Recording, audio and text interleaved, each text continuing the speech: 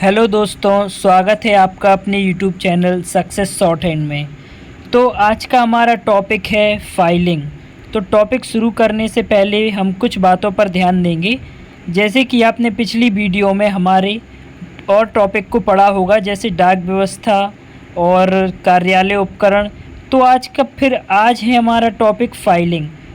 तो टॉपिक शुरू करने से पहले मेरे यूट्यूब चैनल को आप ज़रूर सब्सक्राइब करें, लाइक करें वीडियो को और दोस्तों के साथ शेयर करें। और ये जो आपको व्हाट्सएप नंबर दिखाई दे रहा है, इस पर मैसेज करके आप टेस्ट सीरीज के लिए ग्रुप से जुड़ सकते हैं।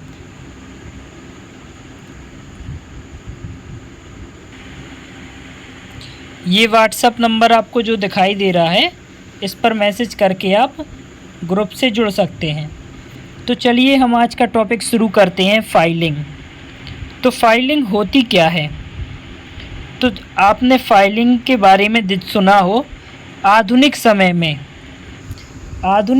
में जब यह कोशिशें की जा रही हैं कि कार्यालयों में कागजी कार्यवाही कम से कम हो, तब कुछ आवश्यक उद्देश्यों की पूर्ति के लिए आधुनिक कार्यालयों में फाइलिंग का महत्व बढ़ता जा रहा है। आधुनिक कार्यालयों में फाइलिंग का कार्य सूचना, तथ्य, आंकड़े एकत्र करना है। यह सूचनाएं पत्रों, बिलों एवं रिपोर्टों के माध्यम से एकत्र की जाती हैं। ठीक है। भविष्य हेतु इन्हें सुरक्षित रखने के अनेक तरीके अपनाए जाते हैं। इन तरीकों में फाइल बनाना, अभिलेखों का प्रबंध करना एक महत्वपूर्ण कार्य है। अतः कार्यालय की विभिन्न सूचनाएं, रिकॉर्ड आदि सुरक्षित रहें एवं सही ढंग से रखे जाएं। इससे कार्यालय की कार्यवाही सुचारू रूप से चल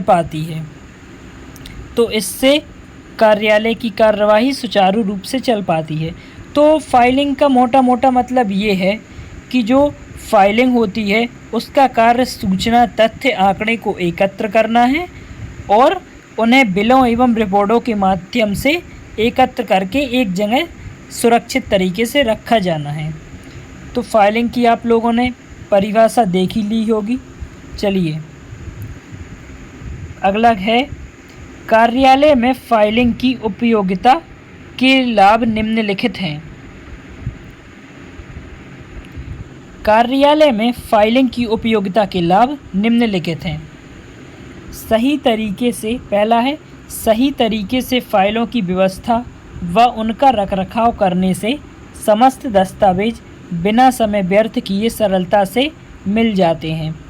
तो फाइलों की व्यवस्था का अगर हम रखरखाव सही तरीके से करेंगे तो समय पर बिना समय व्यर्थ किए हमें आसानी से ढूंढने में मिल जाएंगी। फिर दूसरा है, इससे लिपिकों एवं सचिवों को फाइल ढूंढने में आसानी रहती है। जो कार्यालय में लिपिक होते हैं, सचिव होते हैं, अगर वो फाइलों को सही तरीके से व्यवस्थित रूप से रखेंगे तो उनको फाइलों को ढूंढने में आसानी होती है। तीसरा है, फाइलों के अंतर्गत अभिलेखों को प्रमाणिक जानकारी के रूप में रखा जाता है। फाइलों के आधार पर नीति संबंधी निर्णय भी लिए जाते हैं। जो फाइलिंग होती है उसके आधार पर नीति संबंधी निर्णय भी लिए जाते हैं। अगला है, फाइल निर्माण के सिद्धांत।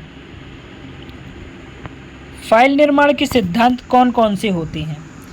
फाइल प्रक्रिया के अधिकतम लाभ प्राप्त करने हेतु कुछ सिद्धांतों का पालन किया जाना चाहिए।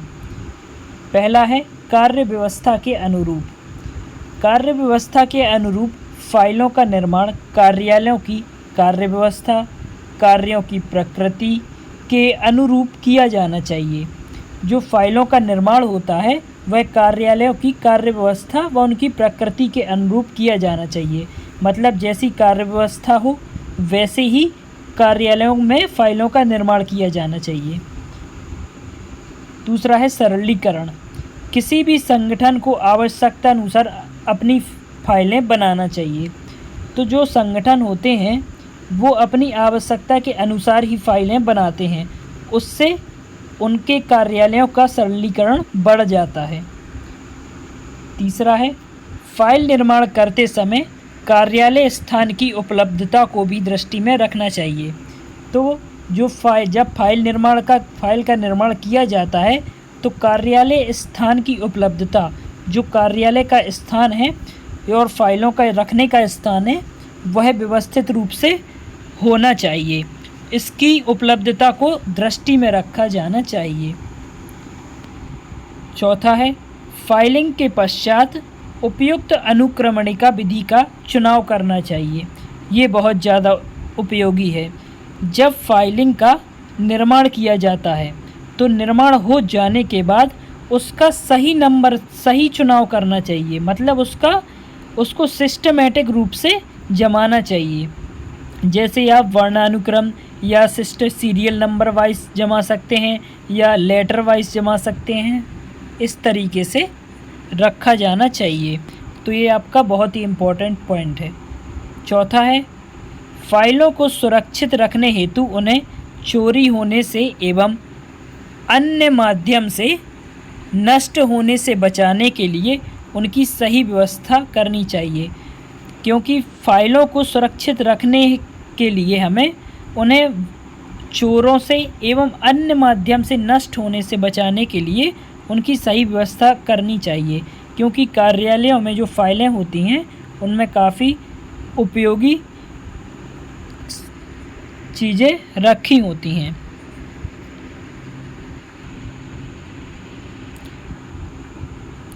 अगला है, फाइलों को सही शीर्षक एवं विषय देकर सही ढंग से व्यवस्थित करने के लिए कुछ नामांकन विधियां अपनाई जाती हैं।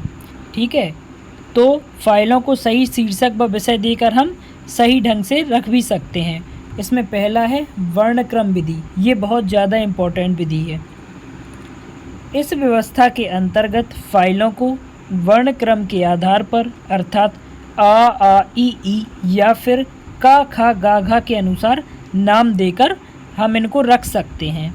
जो फाइलें होती हैं उनमें हम ये अगर वर्णक्रम जमा दें तो हमें उन्हें ढूंढने में आसानी होती है।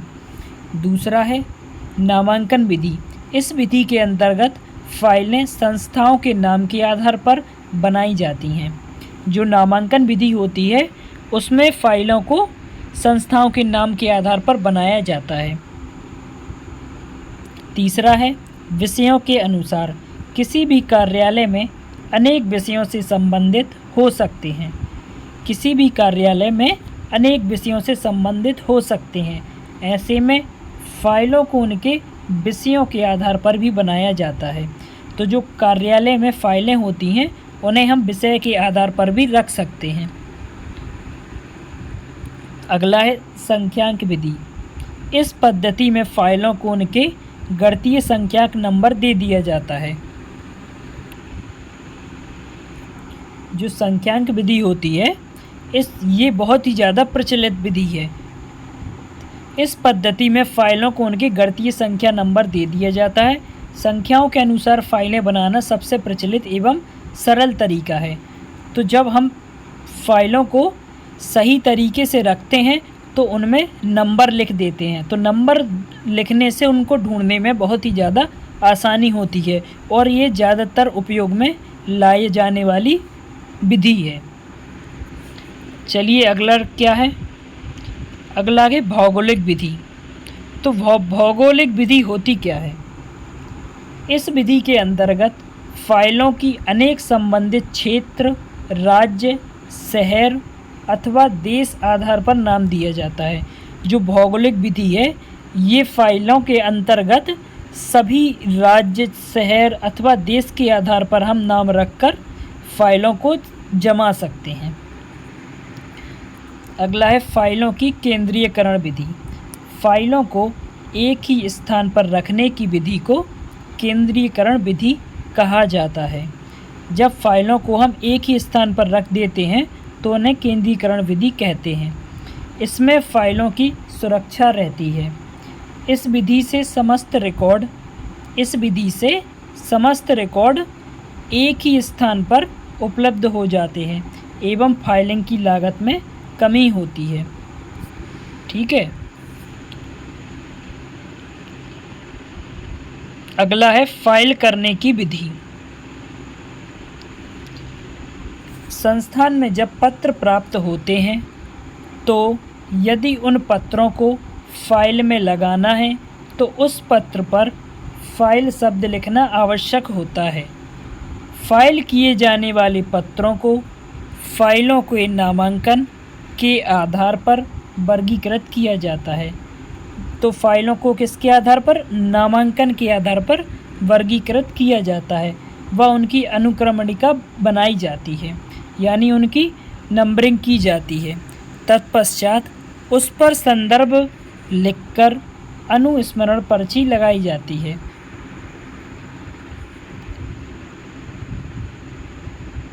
एक अधिकारी से दूसरे अधिकारी के पास फाइल जाने की प्रक्रिया को फाइल मूवमेंट कहते हैं। ये आपका हो गया। अगला है फाइल पद्धति। फाइल पद्धति क्या होती है? फाइल बनाने की कुछ पुरानी पद्धति होती थी, उन्हें हम फाइल पद्धति कहते हैं। इनमें किस तरह की पद्धति आती हैं? तो चलिए हम ये देखते हैं। पहला है फाइल बनाने की पद्धति। इस पद्धति के अंतर्गत कागज एवं पन्नों को रजिस्टर के विभिन्न पन्नों पर चिपका दिया जाता है।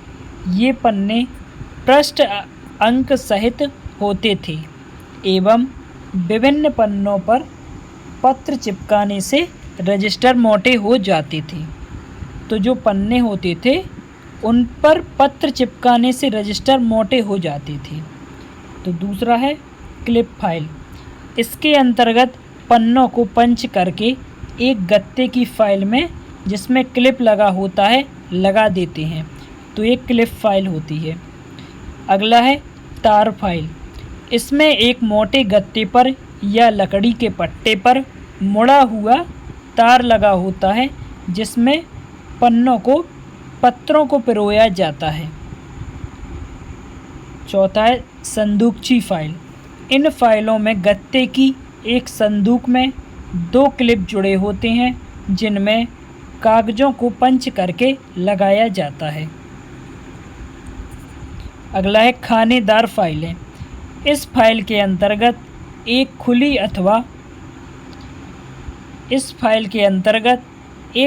अथवा बंद खानेदार अलमारी में कागज़ों को क्रमवार रखा जाता है।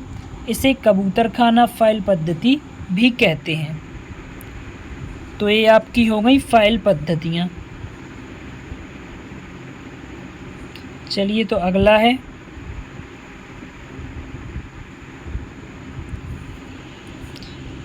फाइल बनाने की नई पद्धतियाँ। तो फाइल बनाने की नई पद्धतियाँ कौन कौन सी हैं? फाइल की आधुनिक पद्धतियों को मुख्यतः 3 भागों में बांटा जा सकता है। तो जो आधुनिक पद्धति हैं उन्हें हम 3 भाग में बांट सकते हैं। पहला है समतल फाइल, दूसरा है खड़ी या ऊर्ध्वामुखी फाइल और तीसरा है लटकती फाइल। तो इस तरीके से आपका फाइलिंग टॉपिक कंप्लीट हुआ। आप लोग इस टॉपिक के नोट्स बना सकते हैं। अगर आप नोट्स बनाएंगे तो आपको ये काफ़ी बेनिफिशियल होंगे। आप वीडियो को देखते जाएं और अपने हाथ से नोट्स बनाते जाएं। आप लोग पीडीएफ के चक्करों में नहीं रहें, क्योंकि पीडीएफ में क्योंकि जितना आप खुद से लिखेंगे आपकी प्रैक्टिस उतनी ही अच्छी होगी। तो चलिए हम आपके लिए क्वेश्चन भी लेकर आए हैं। तो क्वेश्चन आप इसका जवाब हमको कमेंट सेक्शन में देंगे और इसका सही जवाब पाने के लिए आप हमारे इस व्हाट्सएप नंबर से जो मैसेज करके ग्रुप से जुड़ सकते हैं। और इस ग्रुप में टेस्ट सीरीज रात को चलाई जा रही है जो फ्री ऑफ कॉस्ट है। आप इस टेस्ट सीरीज़ से ज़रूर जुड़ें। इसमें रोज़ डेली टेस्ट होता है और इसका सही आंसर पाने के लिए आप मेरे ग्रुप में जुड़ जाएं, वहां आपको सही आंसर बता दिया जाएगा। इसका आपको आंसर कमेंट सेक्शन में ज़रूर देना है। क्वेश्चन क्या है, सालाना कर रिटर्न फाइल करते समय आपको निम्नलिखित में से कौन सा दस्तावेज़ शामिल करना अनिवार्य है। पहला है पैन कार्ड की हार्ड कॉपी, दूसरा है बैंक स्टेटमेंट, तीसरा है वेतन पर्ची, चौथा है आधार पर्ची। तो आप लोग इसका सही आंसर हमको कमेंट सेक्शन में देंगे। तो आपका आज का टॉपिक ख़त्म हुआ।